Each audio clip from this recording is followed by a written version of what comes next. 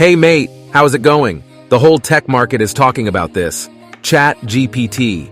Here is the next breakthrough from OpenAI. OpenAI announced GPT-4, a large-scale multi-model which can accept image and text inputs and produce text outputs. It can convert just hand-drawn mock-up web page into a fully functional web page using HTML, JS, and CSS instantly. It can analyze charts, memes, physics topics, and whatnot. This list can go on. Let us find out exactly what the demo or announcement is all about. Greg Brockman, president and co-founder of OpenAI, has given live demo showcasing GPT-4 and some of its capabilities and limitations.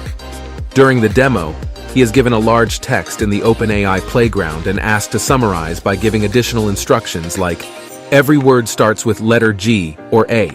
GPT-4 even answered when asked to summarize with words starting with the letter Q.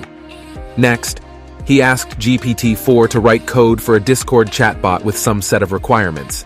It gave the code, which Greg ran in the console. Since the version of Discord API is different, code throws an error. Then he just copies the error and gives it back to GPT-4. Boom! It understood the context behind the error without telling anything about the error, and provides the code. Now comes the real magic in the demo. A rough mock-up of a website is drawn on the paper.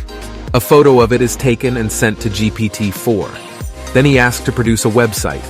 GPT-4 hardly took less than 30 seconds to provide the code using HTML, JS, and CSS. That worked perfectly fine.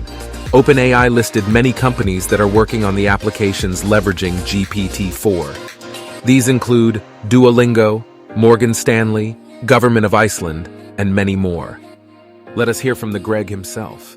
This is the place where you just get turbocharged by these AIs. They're not perfect, they make mistakes, and so you really need to make sure that you know the work is being done to your level of expectation.